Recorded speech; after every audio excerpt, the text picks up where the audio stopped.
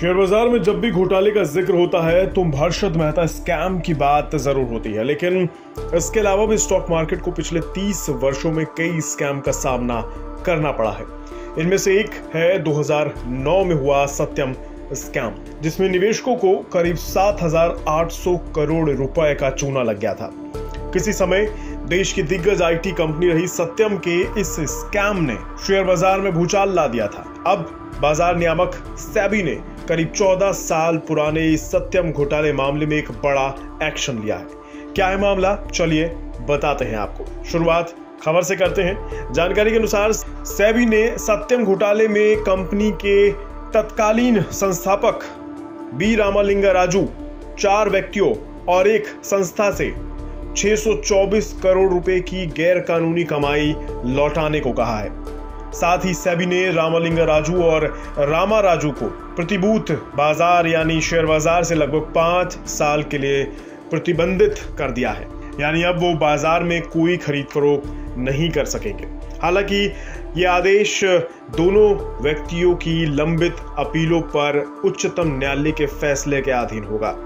दरअसल securities and exchange board of India यानी सेबी ने 30 नवंबर को सत्यम कंप्यूटर सर्विसेज से जुड़े धोखाधड़ी मामले में यह आदेश पारित किया है, जिसमें इन संस्थानों को 624 करोड़ रुपए की गैर कानूनी लाभ पर 12% प्रति वर्ष की दर से ब्याज का भुगतान करना होगा।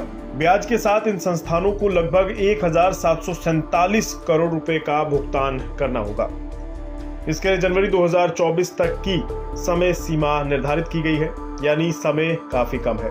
आपको बता दें करीब 15 साल की अवधि का 1,123 करोड़ रुपए इन्हें ब्याज की राशि के तौर पर चुकाना होगा, जो कि ये 624 करोड़ के अलावा राशि है। यानी बहुत मोटा अमाउंट इनको चुकाना होगा, जो कि इन संस्थानों के लिए शायद आसान ना हो। अब क्योंकि मामला काफी पुराना है, इसलिए आपको सत्यम कंप्यूटर घोटाले का इतिहास बता देते हैं। सत्यम कंप्यूटर सर्विसेज में घोटाला 7 जनवरी 2009 को सामने आया था, जब कंपनी के तत्कालीन चेयरमैन रामालिंगा राजू ने कंपनी के खातों में हेरफेर करने की बात स्वीकार की थी। तब रामालिंगा राजू ने साल 2009 में खुद लेटर लिखकर इस पूरे घोटाले की कहानी सबके सामने ला दी थी। उसने चिट्ठी लिखकर ये बात कबूली थी कि वो पिछले 24 सालों से कंपनी के अकाउंट्स में हेरफेर कर रहे थे। जैसे ही ये सच्चाई लोगों के सामने आई, सत्यम कंप्यूटर्स के शेयर 180 रुपए से गिरकर 6.5 रुपए पर आ गए। तब रामालिंगा राजू के लालच के कारण निवेशकों के करीब 1400 करोड़ रुपए स्वाहा हो गए। 7,000 करोड़ से ज्यादा के इस घोटाले से आईटी सेक्टर से लेकर शेयर बाजार तक हिल गया था। अपने काले कारनामों को अंजाम देने के लिए राजू ने करीब 342 फर्जी कंपनियां तक बनाई थी, जिनके जरिए वो पैसे का हेरफेर करते थे। रामालिंगा राजू ने अपने चौकीदार से लेकर माली, सिक्योरिटी गार्ड तक को इन कंपनियों का डायरेक्टर बना दिया था। इस मामले में राजू रामालिंगा और उनके भाई को 7 साल की जेल की सजा सुनाई गई थी और करीब 5.5 करोड़ रुपए का जुर्माना लगाया गया था। बाद में सरकार ने सत्यम कंप्यूटर्स की नीलामी कर दी, जिसे टेक महिंद्रा ने खरीद लिया।